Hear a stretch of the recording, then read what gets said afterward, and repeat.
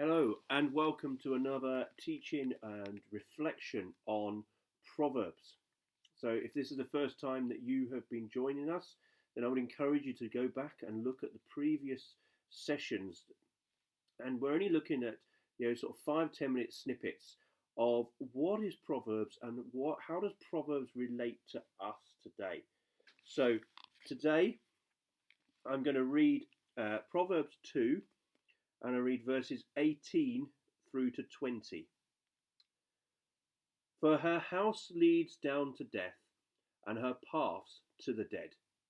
None who go to her return, nor do they regain the paths of life.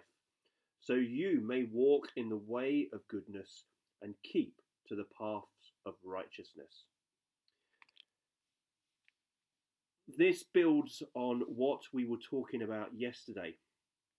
And yesterday we were talking about the seductress, and Solomon uses the seductress woman or the immoral woman, and how living an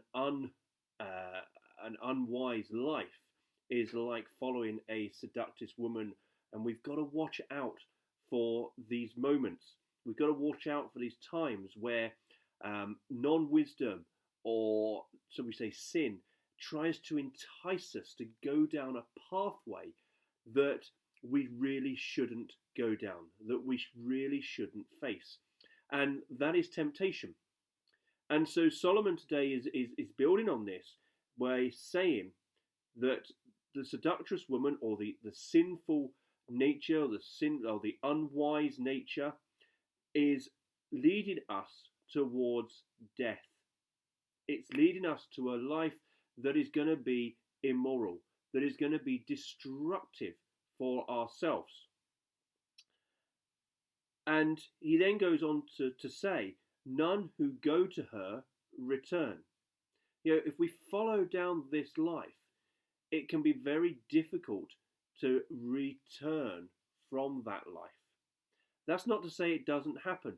And I, for myself, I'm an example of falling into an unwise life, and yet I was able to turn it round. We can turn it round, but we turn it round by coming to Jesus, to focusing on Jesus, to believing in Jesus, and to accepting Jesus into our lives. So that is key to turning our lives around. And what Solomon then says is, so you may walk in the way of goodness and keep to the paths of righteousness.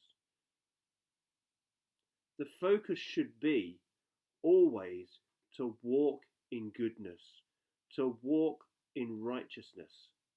That is exactly what wisdom does. That is what wisdom turns us to do and to focus us on. To walk that path of wisdom, to walk that path of righteousness, to walk that path of goodness. It is so key that we walk that path, that we make decisions that are going to benefit us and also can benefit other people, that are not going to lead us or other people into destruction, that are going to lead us into a way of life that is profitable and beneficial for ourselves and for others. And the relationship with God is not damaged and is not broken. Now we have, as I've said, that opportunity to turn that round. And that is through coming back to Jesus, to believing in Jesus, to accepting him into our lives. That is why Jesus went to the cross.